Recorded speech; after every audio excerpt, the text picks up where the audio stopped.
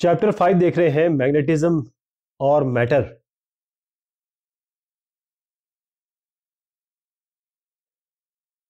Dia, para और ferromagnetism, जो magnetic properties है मटेरियल्स की, उसके हिसाब से डाया, पैरा और फेरो में हम विभाजित करते हैं।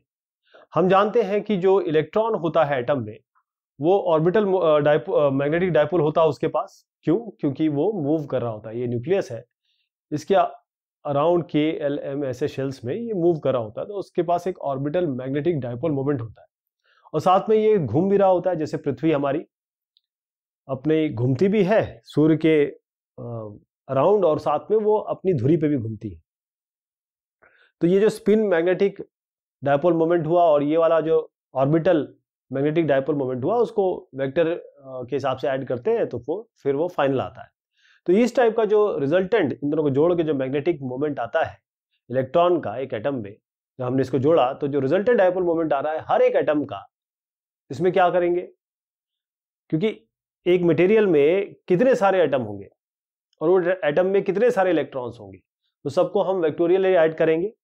तो जो रिजल्टेंट आएगा इन सब डायपोल मोमेंट का, ये आपका एक मैग्नेटिक फील्ड प्रोड्यूस करता है, मैग्नेटिक फील्ड जनरेट करता है। तब हम कहते हैं कि ये मटेरियल मैग्नेटिक मटेरियल है। और इसका जो बिहेवियर है इन मटेरियल का, अगर बाहर की कोई हम एक्सटर्नल बाहर की मैग्नेटिक फील्ड में देखें, तो इस जो मैग्नेटिक मटेरियल है या कोई मटेरियल है, बाहर की मैग्नेटिक फील्ड में कैसे ये रिएक्ट करता है, कैसे बिहेव करता है, कैसे इसका आचरण होता है, उसी हिसाब से हम इसको कहते हैं कि डायमैग्नेटिक है, पैरामैग्नेटिक है या फेरोमैग्नेटिक है। तो जो क्लासिफिकेशन, ये जो इस तरीके से कैटेगराइजेशन हमने किया डाया, पैरा और फेरोमैग्नेटिक मटेरियल के हिसाब से, किसके हिसाब से? उसकी ससेप्टिबिलिटी हम देख चुके हैं, रिलेटिव परमिबिलिटी देख चुके हैं, और एक छोटा सा पॉजिटिव नंबर भी है एप्सिलॉन कहें, ई करें, तो इसको हम देखिए, ई वो नहीं है जो हम परमिटिविटी लेते थे मीडियम का, यहाँ पर एक दूसरा है। और इसको मैं इस तरीके से समझाता हूं कि डायमैग्नेटिक जो है, एक्सएम हम ऑलरेडी देख चुके हैं, ये क्या क्या वैल्यूज हैं, एक्सएम म्यू आर क्या है। तो यदि एक्सएम जो होता है -1 और 0 के बीच में है, तो ये डायमैग्नेटिक है। जैसे म्यू आर 0-1 के बीच में होता है और म्यू 0 म्यू से बड़ा होता है। अब पैरामैग्नेटिक की बात कहें तो इसमें ये जो एप्सिलॉन मैं आपको बताऊंगा, एप्सिलॉन ही बोलता हूं अभी मैं, लेकिन ये एक दूसरा नंबर है, ये परमिटिविटी नहीं है मीडियम की। तो ये एक्सएम जो होता है 0, ये क्योंकि एक पॉजिटिव नहीं है, एक छोटा स्मॉल पॉजिटिव नंबर है, मतलब ये कोई कांस्टेंट नहीं है, it's a number, it's a proper number. ठीक। अब ये एक्सएम अगर इनके बीच में हुआ तो पैरामैग्नेटिक, अगर म्यू आर 1 प्लस इस ई और 1 के बीच में हुआ तो पैरामैग्नेटिक, और इस पैरामैग्नेटिक में म्यू 0 से ज्यादा बड़ा होता है। फेरोमैग्नेटिक में एक्सएम बहुत ज्यादा बड़ा होता है 1 से, म्यू आर बहुत ज्यादा बड़ा होता है 1 से, और म्यू बहुत ज्यादा बड़ा होता है म्यू 0 से। डायामैग्नेटिक मटेरियल्स क्या होते हैं? जो एटम और मॉलिक्यूल्स है, जैसे अगर हम एग्जांपल लें गोल्ड का, सिल्वर का, कॉपर का, सिलिकॉन का, वाटर का और बिस्मथ का, इनमें कोई परमानेंट मैग्नेटिक डायपोल मोमेंट तो नहीं होता। इनमें जो ऑर्बिटल मोशन हो रहा है, यानी कि इलेक्ट्रॉन जो ऑर्बिट में घूम रहे हैं प्रोटॉन या न्यूक्लियस के इर्द गिर्द, और जो स्पिन हो रही है उनकी, वो खुद घूम भी रहे हैं, वो इस तरीके से होती है कि टोटल डायपोल मोमेंट जो इस मटेरियल का हम बात करें, इन सब का नाम जो मैंने लिया, वो 0 होता है। तो इन मटेरियल्स को हम कहते हैं डायमैग्नेटिक मटेरियल है। तो जब डायमैग्नेटिक मटेरियल को किसी एक्सटर्नल मैग्नेटिक फील्ड में रखा जाता है, तो एक नेट मैग्नेटिक मोमेंट जो किस डायरेक्शन में होगा? जो अपोजिट डायरेक्शन में होगा, जो इलेक्ट्रिक फील्ड इसके अंदर इंड्यूस होगी। हर, क्योंकि जब एक्सटर्नल मैग्नेटिक फील्ड आएगा तो इसके अंदर भी एक मैग्नेटिक फील्ड जनरेट हो जाएगी। तो एक्सटर्नल और इंटरनल दोनों अपोजिट डायरेक्शन में होगी, क्योंकि एटम में आ रहा है। इसके कारण क्या होगा कि हर एक एटम जो डायमैग्नेटिक मटेरियल में है, उसको रिपल्शन फील होगा, वो एक दूसरे को रिपल करेंगे। तो इस फिगर को बहुत ध्यान से देखिए, ये एक बार मैग्नेट है, बार नहीं, ये बार है डायमैग्नेटिक मटेरियल का, जो रखा है बाहर की एक मैग्नेटिक फील्ड, जिसको हम बी कह रहे हैं। जो फील्ड लाइंस है ये रिपेल हो रही हैं। आप देखिए, ये फील्ड लाइन जो है ये बाहर की तरफ जा रही है, मतलब इसको रिपेल किया जा रहा है, बाहर की तरफ जा रही है। जो अंदर इंड्यूस हो गई है मैग्नेटिक फील्ड वीक है, क्योंकि डायमैग्नेटिक मटेरियल में कुछ अपना तो है नहीं, लेकिन बाहर के कारण आ रहा है। लेकिन जो इंड्यूस हो गई है, उस इंड्यूस होने के कारण ये मैग्नेटिक फील्ड बाहर की तरफ जा रही है, क्योंकि रिपेल हो रहा है। तो जो रिजल्टेंट फील्ड अंदर की होगी वो कम हो रही है, इज रिड्यूस्ड। ये क्योंकि अगर ये इसके करीब जाता है, इसके अंदर से जाता तब तो बढ़ती, लेकिन ये तो बाहर की तरफ जा रहा है। इस फिगर में अगर देखिए तो जब ये बार जो डायामैग्नेटिक मटेरियल का अगर आप रखेंगे किसी नॉन यूनिफॉर्म मैग्नेटिक फील्ड में, ये यूनिफॉर्म है, ये हम बात करें यूनिफॉर्म की, अगर हम नॉन मैग्नेटिक फील्ड रखेंगे तो जो मैग्नेटिक साउथ पोल इंड्यूस होगा या बनेगा वो वहां पर होगा जहां पर मैग्नेटिक फील्ड स्ट्रांग होगी, और जहां नॉर्थ पोल बनेगा वो वहां पर बनेगी जहां मैग्नेटिक फील्ड आपकी वीक होगी। इसका मतलब जो मैग्नेटिक फोर्स है जो इंड्यूस होगा साउथ पोल पे, जिसको हम एफएस का नाम दे रहे हैं, जो लेफ्ट की तरफ काम कर रहा है, वो ज्यादा होगा जो फोर्स होगा इंड्यूस करंट नॉर्थ पोल पे, यानी इस जगह पे। इस जगह का एफएस जो है, इस जगह जो काम कर रहा है वो ज्यादा होगा जो इस जगह पे काम कर रहा है एफएन। तो ये रिजल्टेंट क्या होगा, जो बार है डायामैग्नेटिक मटेरियल का, वो एक रिजल्टेंट फोर्स एक्सपीरियंस करेगा किस जगह पे, जो वीकर मैग्नेटिक फील्ड है, क्योंकि एफएस माइनस एफएन अगर इसको हम देखें तो क्योंकि एफएन छोटा है तो टुवर्ड्स लेफ्ट जाएगा ये, राइट, यानी कि एफएस ज्यादा बढ़ रहा है, ये जे हम कह रहे हैं एक मैग्नेटिक फोर्स जो एस पोल पे आया वो ज्यादा बड़ा है, it is more than the force induced at north pole, तो ये ज्यादा है इसलिए ये लेफ्ट की तरफ जा रहा है। तो इस कारण से जो बार आप देख पा रहे हैं मैग्नेटिक मटेरियल, जो डायमैग्नेटिक मटेरियल की हम बात कर रहे हैं, एक रिजल्टेंट फोर्स किस तरफ, जो रीजन है वीकर मैग्नेटिक फील्ड का उस तरफ जाएगा। यहां पर जहां पर दूरी ज्यादा है मैग्नेटिक फील्ड लाइंस की, यहां पर वीकर मैग्नेटिक फील्ड है, या करीब है इसका मतलब ज्यादा स्ट्रॉन्ग मैग्नेटिक फील्ड है, लेकिन ये जाएगा इस तरफ, मतलब इसकी डायरेक्शन उस तरफ जाएगी। तो मैग्नेटिक ससेप्टिबिलिटी जो हम एक्सएम से रिप्रेजेंट करते हैं वो डायमैग्नेटिक मटेरियल की नेगेटिव में होती है। सुपर कंडक्टर की बात करें तो जो मैग्नेटिक ससेप्टिबिलिटी है एक्सएम वो -1 होती है, इसमें म्यू आर 0 होता है। जब सुपर कंडक्टर को हम रखते हैं किसी एक्सटर्नल मैग्नेटिक फील्ड में तो जो फील्ड लाइंस है वो पूरी तरीके से एक्सपेल हो जाती है। ये जो फिनोमेना मैं आपको बता रहा हूं एक परफेक्ट डायमैग्नेटिज्म का, सुपर कंडक्टर में इसको मेसनर इफेक्ट कहते हैं। क्या कहते हैं? मेसनर इफेक्ट, जिन्होंने इसको डिस्कवर किया था।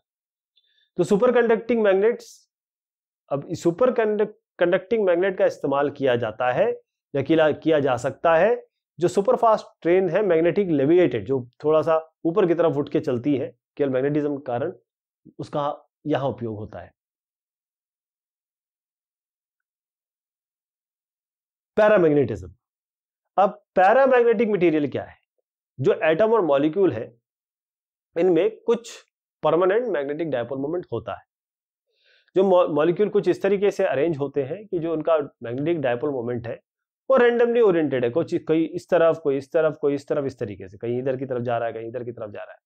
तो जो रिजल्टेंट मैग्नेटिक डायपोल मोमेंट होगा, क्योंकि ये सब रैंडमली ओरिएंटेड है, तो वो 0 आएगा, राइट। तो ये नॉर्मल आपका डायपोल डिस्ट्रीब्यूशन है किसी भी पैरामैग्नेटिक मटेरियल में।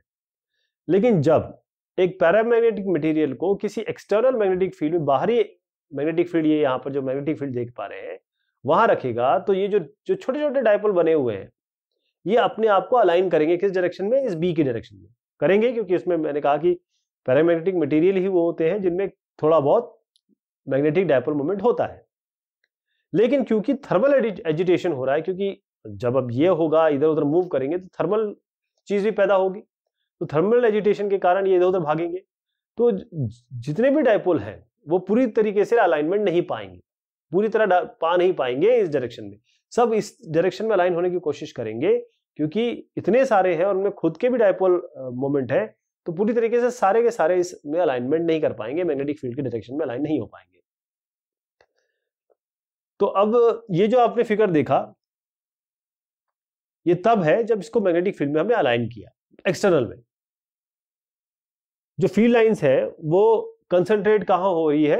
अंदर की तरफ। मतलब कहने का तात्पर्य ये है कि ये जो मैग्नेटिक फील्ड है ये अंदर की तरफ आपकी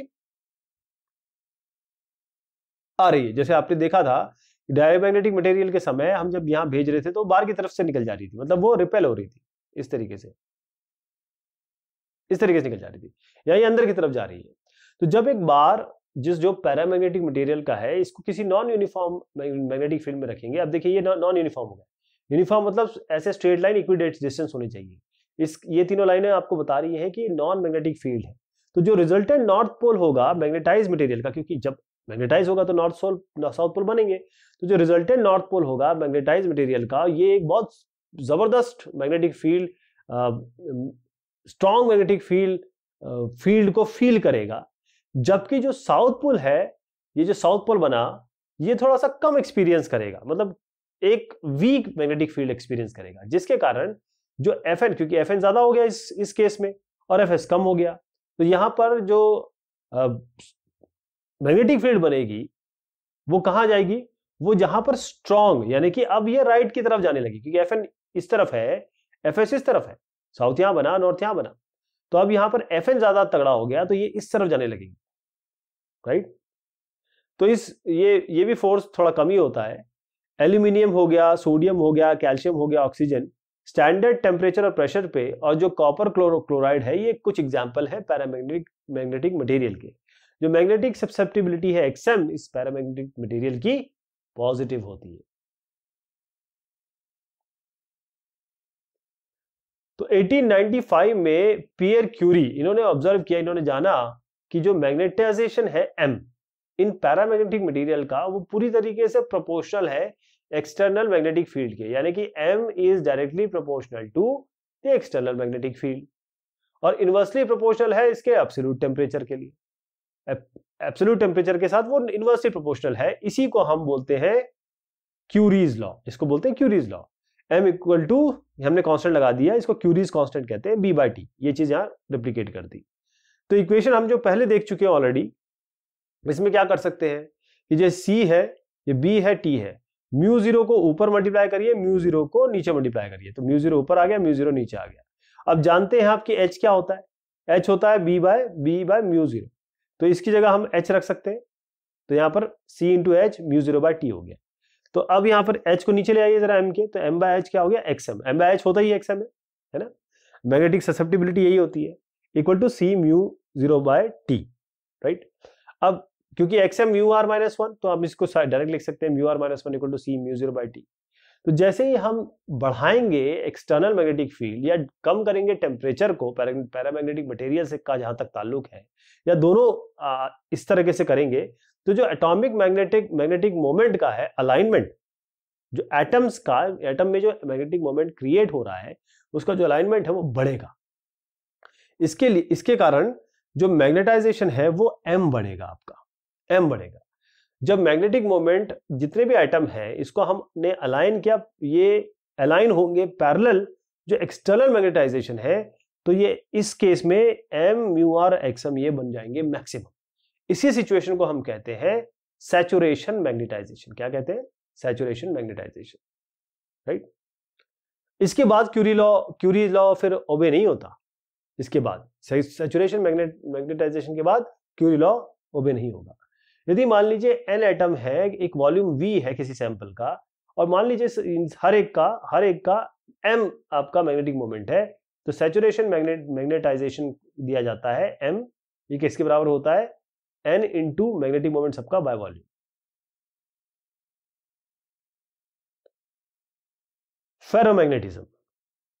फेरोमैग्नेटिज्म क्या होता है, जो एटम है आयरन, कोबाल्ट, निकल और उनके जो अलॉय है, इनके पास एक परमानेंट मैग्नेटिक डायपोल मोमेंट होता है। क्यों, क्योंकि इलेक्ट्रॉन जो इनके आउटर मोस्ट ऑर्बिट में है, वो उनके स्पिन के कारण, जो एटम होते हैं इन मटेरियल के, वो इस तरीके से अरेंज होते हैं, ये यहां पर आप देख पा रहे हैं, इस तरीके से अरेंज होते हैं अपने अपने डोमेन में, एक रीजन में अरेंज होते हैं। जैसे ये है यहां पर, यहां के जितने भी होंगे वो सब इस डायरेक्शन में है, यहाँ के जो है सारे वो इस डायरेक्शन में, यानी कि सारे इस डायरेक्शन में, तो ये अलाइन होते हैं।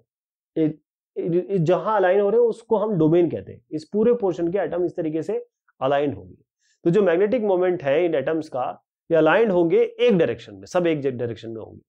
तो जो अनमैग्नेटाइज सैंपल हुआ आपका, उसमें जो डोमेन है इसका नेट मैग्नेटाइजेशन ये रैंडमली ओरिएंटेड है। अब देखिए ये इस तरफ है, ये इस तरफ है, ये दोनों आप इसमें कैंसिल कर रहे हैं, तो अल्टीमेटली जो मैग्नेटिक मोमेंट है वो क्या बनेगा, जैसे हमने डाया और आपका पैरा देखा, अब इसमें यहां पर भी ये जीरो हो जाएगा। अब ये जो फॉर्मेशन क्यों, आपका सवाल जरूर उठना चाहिए कि ये सारे के सारे एक साइड में क्यों, एक जैसे क्यों, एक ही डोमेन या एक रीजन में सारे के सारे एक जगह पॉइंट क्यों करने लगते हैं? उसका आंसर है क्वांटम मैकेनिक्स में, जो इस स्कोप के बाहर है इस डिस्कशन के। जो टिपिकल डोमेन साइज का है वो करीबन 1 मिलीमीटर होता है, और एक डोमेन में तकरीबन 10 से 10 की घात 11 10 की पावर 11 एटम्स हो सकते हैं। और जो बाउंड्रीज हैं इनके बीच में, ये जो नीला नीला आप देख रहे हैं इन बीच में, ये बाउंड्रीज है एडजेसेंट डोमेन की, और जिनके अलग अलग ओरिएंटेशन है, इनको हम डोमेन वॉल्स कहते हैं। ये जो लाइन आप देख रहे हैं, ये जो लाइन है, इनको हम डोमेन वॉल्स कहते हैं।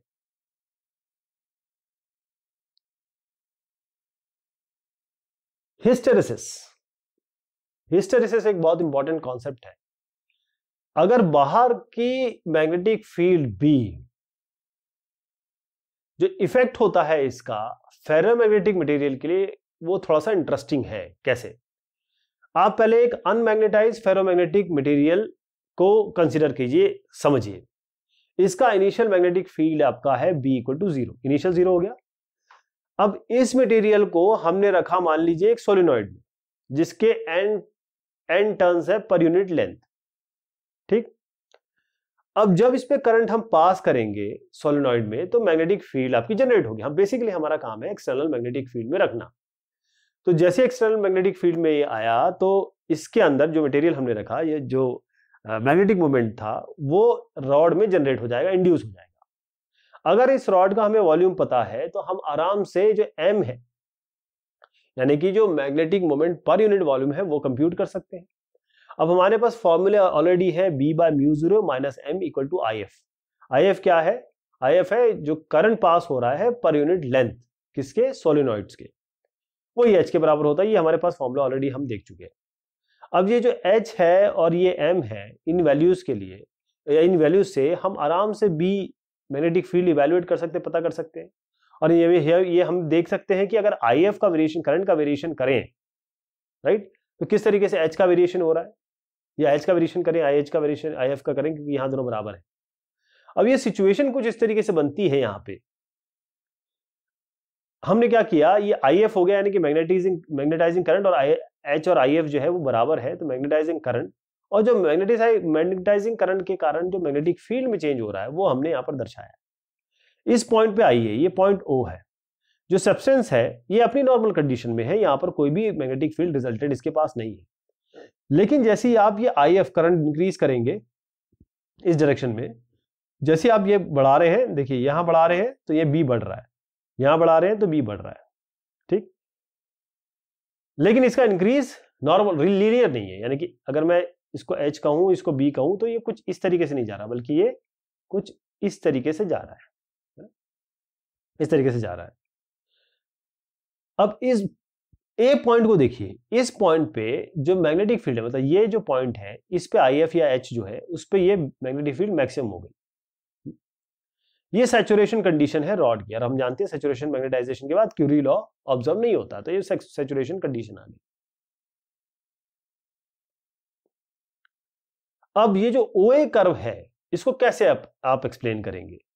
हम जब इसको कह रहे हैं कि यहां से हमने शुरू किया और यूं करके यूं बना, तो जब तक जो वैल्यू है H की स्मॉल है, जब तक कम है, इसकी वैल्यू स्मॉल है, जो जितने आइटम्स हैं, क्योंकि उनमें स्ट्रॉन्ग बॉन्डिंग है अपने नेबर्स के साथ, तो वो एक्सटर्नल मैग्नेटिक फील्ड को रिस्पॉन्ड करते ही नहीं, वो उनको दरकिनार कर देते हैं।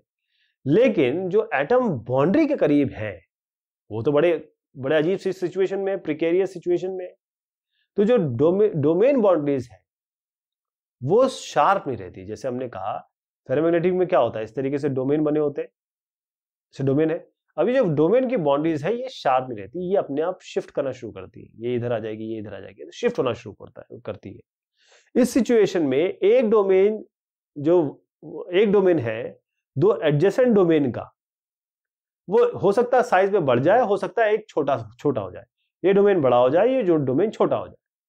अगर हम यहां पर H की वैल्यू फिर इंक्रीज करते रहेंगे, तो अल्टीमेटली होगा क्या कि एक डोमेन तो सर्वाइव कर जाएगा, केवल एक डोमेन सर्वाइव करेगा, बाकी हो सकता है दूसरे खत्म हो जाए। मतलब सारों में ये नहीं कह रहा हूं मैं, दो की कंपैरिजन कर रहा हूं। मान लीजिए ये दो डोमेन है, इस तरीके से इनकी बात कर रहा हूं। हो सकता है ये बड़ा हो जाए, इतना छोटा हो जाए, ये खत्म हो जाए, और ये बड़ा ही सर्वाइव करे। तो ये जो है यहां पर इस जगह पे सैचुरेशन मैग्नेटाइजेशन आ गया है। इस पॉइंट पे, ए पॉइंट पे, जो हम ये हिस्टेरेसिस का डायग्राम बता रहे हैं, इस पॉइंट पे सैचुरेशन मैग्नेटाइजेशन आ गया। अब ये प्रोसेस रिवर्सिबल नहीं है। इस स्टेज पे यदि जो करंट है सोलेनोइड का उसको कम किया जाए तो हम ये नहीं हो सकता कि हम वापस चले जाएं अर्लियर मतलब कॉन्स्टिट्यूशन में, क्योंकि आपने फेरोमैग्नेटिज्म में डोमेन चेंज कर दिए। तो जब H इक्वल टू 0 कर देंगे तो हमको B इक्वल टू 0 नहीं मिलेगा। कहने का तात्पर्य ये है कि हम यहां तक ले गए, इसको ऐसे चला गया, अब H यहां तक बढ़ा दिया, अब H को आप वापस ले आइए 0 पे, यहां पर ले आई, तो आप क्या सोचेंगे B भी 0 हो जाना चाहिए? नहीं, ये 0 नहीं होता। इसका मतलब ये है कि जब H को 0 करेंगे तो जो सब्सटेंस है उसमें कुछ ना कुछ मैग्नेटिक मोमेंट उसने रिटेन कर लिया, तो एक कर्व AB बनेगा, जो इफेक्ट है H को कम करने का। कहने का मतलब कि जैसे ही हमने H को कम किया तो ये कर्व बनेगा जब हम वापस लेके आएंगे H को 0 पे, तो B जो है वो 0 ना होके यहां से लेकर यहां तक रह जाएगा, क्योंकि इसने कुछ मैग्नेटिक मोमेंट रिटेन कर लिया। आप ये समझ गए? इसके बाद देखते हैं अब जो वैल्यू है B की, जब H को आपने 0 कर दिया, आपने IF को 0 कर दिया, इसको हम रिटेंटिविटी या रिमेनेंस कहते हैं। लेकिन यदि करंट को हम इंक्रीज करें रिवर्स डायरेक्शन में, यानी कि अब करंट हम इस डायरेक्शन में बढ़ा रहे हैं, तो हम एक पॉइंट C पे पहुंच जाएंगे ग्राफ के, जहां पर वैल्यू जो H की है जिसके लिए B 0 होगा, इसको हम कोएर्सिविटी कहते हैं। अब हम क्या कर रहे हैं कि इसको थोड़ा इस तरफ बढ़ा रहे हैं, तो एक यहां बढ़ाते बढ़ाते एक पॉइंट आएगा जहां पर ये B जो है वो 0 हो जाएगा, ये मतलब H 0 पे B 0 ये पॉइंट मिलेगा। इस पॉइंट को हम क्या कह रहे हैं? ये जो पॉइंट है इसको हम कोएर्सिविटी पॉइंट कह रहे हैं, पॉइंट ऑफ कोएर्सिविटी। इस पॉइंट पे जो मैग्नेटिक मोमेंट है डोमेन का वो फिर से रैंडम हो जाएगा सब डायरेक्शन में, लेकिन कोई अलग डोमेन स्ट्रक्चर बनेगा, यानी कि जो डोमेन होंगे वो अलग हो जाएंगे, अलग मतलब जो पहले से शुरुआत हुई थी वो अलग हो जाएंगी। अगर हम फिर भी अगर अपोजिट डायरेक्शन में करंट बढ़ाते रहे, यानी इस डायरेक्शन में हम करंट बढ़ाते रहे, तो जो बी है मैग्नेटिक फील्ड वो इंक्रीज होंगी, लेकिन रिवर्स डायरेक्शन में होगी, और जो सैचुरेशन मैग्नेटाइजेशन है वो फिर से एक्वायर कर लेगा, लेकिन अपोजिट डायरेक्शन में। एक बार आप डी पे पहुंच गए और करंट को रिड्यूस किया, तो सब्सटेंस जो फेरोमैग्नेटिक सब्सटेंस की बात कर रहे हैं वो एक कर्व डी फॉलो करेगा, और एक बार आपने रिवर्स किया उसको, रिवर्स कर दिया करंट डायरेक्शन को और इंक्रीज की उसकी वैल्यू, तो वो ईए बनाएगा। इसको हम कहते हैं हिस्टेरेसिस साइकिल। जो एरिया बी एच कर्व में आ रहा है वो आपको हीट एनर्जी बता रहा है जो इसमें लूज होगी पर यूनिट वॉल्यूम। मैं इसको ऐसे समझाता हूं। देखिए सबसे पहले क्या हुआ, हमने यहां से आईएफ बढ़ाया, ये आराम से यहां तक पहुंच गया, फिर हमने कहा आईएफ कम करेंगे, लेकिन ये वापस नहीं आया, ये यहां तक आ गया। हमको इसको 0 पे लाना है बी को, तो हमने थोड़ा करंट इस तरफ और बढ़ाया, तो यहां पर सी पे आके ये करंट 0 हो गया। लेकिन हमने कहा हम और बढ़ाएंगे इसको, आईएफ को हम और इस तरफ ले जाते हैं, तो फिर क्या होगा, ये और इस तरफ आते रहेगा और डी पे ये फिर सैचुरेशन पॉइंट पे पहुंच जाएगा नेगेटिव डायरेक्शन में। अब फिर हम करंट को वापस लेके आएंगे, तो फिर ये फिर से 0 ना होके नेगेटिव डायरेक्शन में यहां तक आएगा। ठीक, फिर हम आगे बढ़ाएंगे करंट को, तो फिर ये इस तरीके से बनेगा और ये कंडीशन चलती रहेगी आपकी। तो कहने का मतलब ये है, फिर से बताता हूं आपको, कि हमने जब करंट बढ़ाया तो वो यूं किया, करंट कम किया वो यहां आया, हम 0 करना चाहते हैं वो यहां पर आ गया, हमने नेगेटिव डायरेक्शन में और बढ़ाया तो वो यहां चला गया, फिर वापस हम करंट इधर ले गए तो वो इधर आ गया ऐसे करके, फिर करंट इधर ले गए तो वो इधर आया, फिर 0 करने की कोशिश कर रहे हैं और फिर आगे बढ़ाया तो ये इधर तक चला गया। तो ये जो कर्व है ये हिस्टेरेसिस कर्व है, हिस्टेरेसिस साइकिल कहते हैं इसको। हार्ड फेरोमैग्नेटिक सब्सटेंसेस क्या होते हैं, जो ऐसे सब्सटेंस जिनके पास रिटेंटिविटी ज्यादा है उसको हम हार्ड फेरोमैग्नेटिक सब्सटेंस कहते हैं, और ये हम कोशिश करते हैं ये परमानेंट मैग्नेट इसी से बनाए जाते हैं। तो जो हिस्टेरेसिस साइकिल है इन सब सब्सटेंस की ज्यादा ब्रॉड होगी। ये देखिए इस तरीके से एक पत्ते का शेप बन रहा है और बहुत ब्रॉड है। एल्निको जो अलॉय है एल्यूमिनियम, निकल, कोबाल्ट और कॉपर का, ये है हार्ड फेरोमैग्नेटिक मटेरियल। इसका मतलब ये है कि जो परमानेंट मैग्नेटिक बनाए जाते हैं, परमानेंट मैग्नेट्स वो बनाए जाते हैं एल्निको से। और सॉफ्ट फेरोमैग्नेटिक सब्सटेंसेस क्या होते हैं जिनमें कम रिटेंटिविटी होती है। देखिए ये एकदम पतला सा हो गया, इसकी रिटेंटिविटी बहुत कम है लेकिन कम है। इसका मतलब जो है इनकी नैरो, बहुत पतली हिस्टेरेसिस साइकिल होगी, जो आप फिगर से भी देख पा रहे हैं। इनको हम सॉफ्ट फेरोमैग्नेटिक सब्सटेंस कहते हैं। और जो एग्जांपल है सॉफ्ट आयरन के, जैसे सॉफ्ट आयरन, ये हम एग्जांपल एक जो मैंने दिया, इसको हम यूज करते हैं इलेक्ट्रोमैग्नेट्स बनाने के लिए। क्या बनाने के लिए? इलेक्ट्रोमैग्नेट्स बनाने के लिए। अब टेम्परेचर का इफेक्ट क्या हो रहा है? जब हम टेम्परेचर बढ़ाएंगे, जब हम फेरोमैग्नेटिक सब्सटेंस का टेम्परेचर बढ़ाएंगे, तो जो डोमेन है फेरोमैग्नेटिक का, मतलब ये है कि इनमें जो एटम है अलाइंड होते हैं डोमेन में एक डायरेक्शन में। बस ये ध्यान रखिएगा, इस डायरेक्शन में, इस डायरेक्शन में। तो जो डोमेन है वो अपना टेम्परेचर बढ़ाएंगे तो डिस्टॉर्ट हो जाएगा। ये एक टेम्परेचर जो मटेरियल के हिसाब से डिपेंड करता है, ये एक बार में ये पूरे के पूरे डोमेन ही टूट जाएंगे। हर एक जो एटम की बात कर रहे हैं वो अपने आप इंडिपेंडेंट हो जाएगा एक दूसरे से, और यही बन जाएगा पैरामैग्नेटिक मटेरियल। पैरामैग्नेटिक मटेरियल तो यही होते हैं, जब डोमेन ना हो तो पैरामैग्नेटिक में चेंज हो जाएगा। तो जो टेम्परेचर है जिसपे फेरोमैग्नेटिक सब्सटेंस बन जाता है पैरामैग्नेटिक सब्सटेंस, इसको हम क्यूरी टेम्परेचर या टीसी कहते हैं। टीसी से रिप्रेजेंट करते हैं क्यूरी टेम्परेचर। अगर रिलेशन देखना चाहे जो मैग्नेटिक ससेप्टिबिलिटी है उस सब्सटेंस की, जब उसने पैरामैग्नेटिक फॉर्म एक्वायर कर लिया या पैरामैग्नेटिक सब्सटेंस बन गया और टेम्परेचर टी पे, तो एक्सएम है C1 bye T minus TC. C1 इसमें कांस्टेंट है। एक और चीज नोट करने योग्य है कि जो फेरोमैग्नेटिक मटेरियल है वो अट्रैक्ट होते हैं जहां पर बहुत जबरदस्त स्ट्रॉन्ग फील्ड रीजन हो। जब इसको रखा जाता है नॉन यूनिफॉर्म मैग्नेटिक फील्ड में, तो जो स्ट्रॉन्ग फील्ड होगा वहां पर जाके ये अट्रैक्ट होगा। हिस्टेरेसिस लूप देखा आपने, पत्ते की तरह इस तरीके से बना कुछ, ये हिस्टेरेसिस लूप था।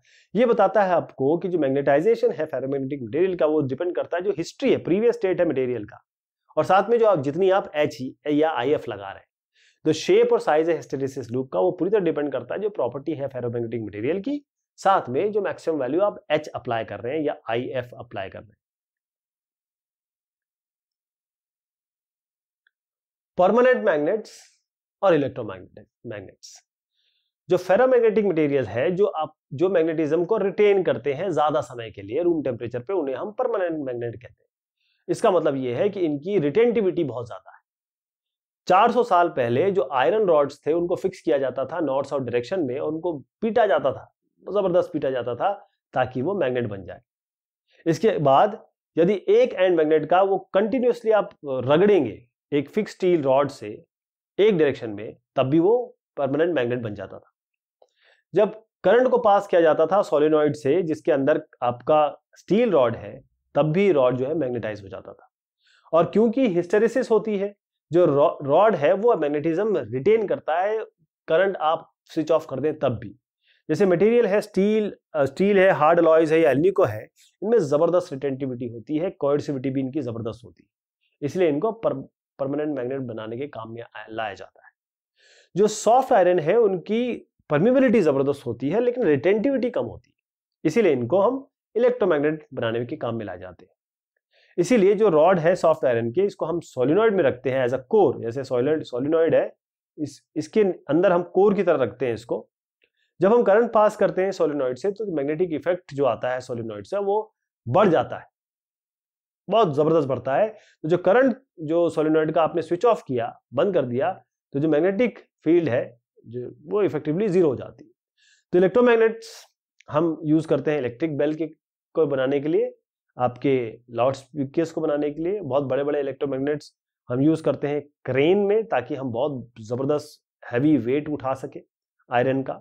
और इसीलिए आपने देखा होगा कि जितने शिप में है, जो बड़े बड़े शिप्स में आयरन के बड़े बड़े आपके कंटेनर में चीजें जाती हैं, बोगीज कहते हैं इसको।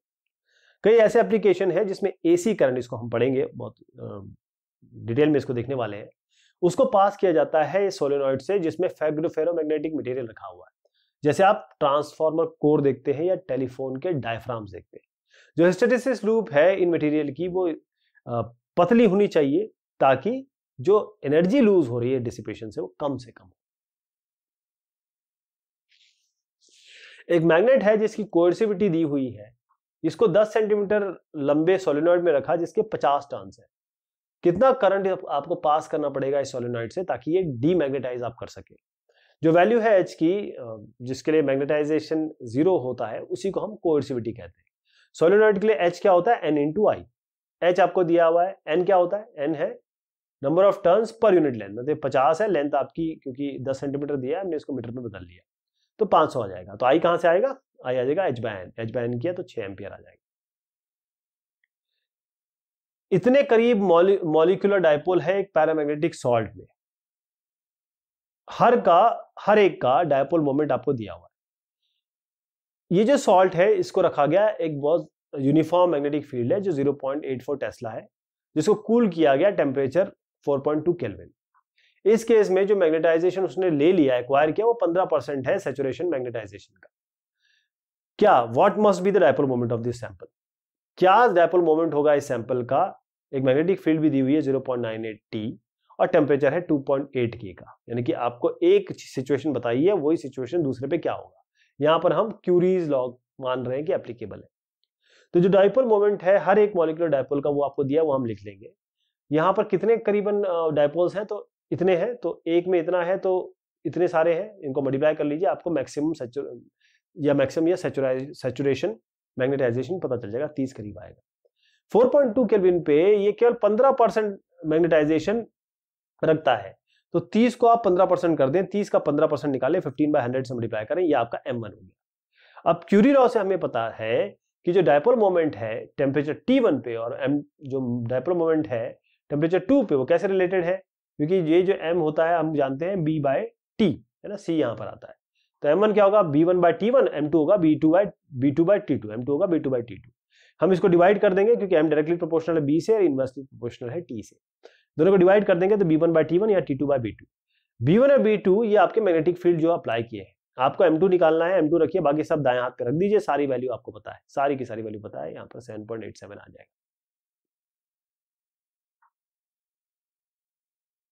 समराइज करते हैं, जो नॉर्थ और साउथ मैग्नेटिक पोल्स हैं इसको हम सेपरेट नहीं कर सकते, यानी कि हमारे पास एक मैग्नेट है, यहाँ नॉर्थ पोल है, यहाँ साउथ पोल है, इसको आप कहें कि मैं इसको काट दूं तो नॉर्थ अलग हो जाएगा, साउथ अलग हो जाएगा, ऐसा नहीं होता।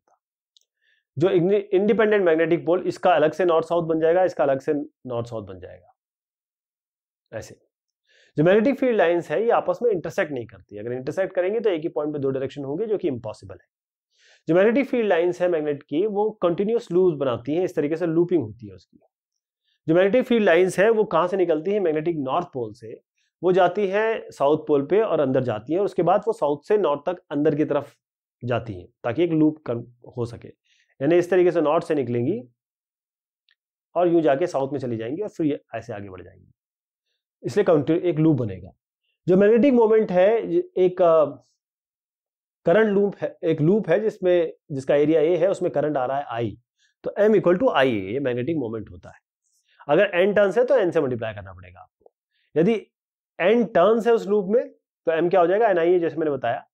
जो एक्सियल मैग्नेटिक फील्ड होती है करंट लूप, यानी कि ये करंट लूप है, इसकी एक्सियल एक्सिस पे, इसके एक्सिस पे इस तरीके से बनाऊं, वहां पर मैग्नेटिक फील्ड क्या होगी, वो आपकी होगी μ0/2π 2m/x3।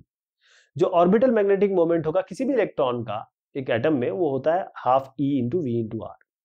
जब एक मैग्नेट को आप डिवाइड करते हैं दो भागों में, तो जो पोल स्ट्रेंथ है जिसको हम PB कहते हैं, उन दोनों पीसेस की वो बराबर होती है, लेकिन जो मैग्नेटिक डायपोल मोमेंट होता है वो आधा हो जाता है ओरिजिनल वैल्यू से। जब एक मैग्नेट जिसका मैग्नेटिक मोमेंट m है, इसको हम एक्सटर्नल मैग्नेटिक फील्ड B में रखते हैं, तो जो टॉर्क जनरेट होता है, टॉर्क होता है m × B, ये क्रॉस प्रोडक्ट है, इसीलिए यहां पर साइन थीटा आएगा, mB साइन थीटा। इसकी पोटेंशियल एनर्जी होगी -m.B।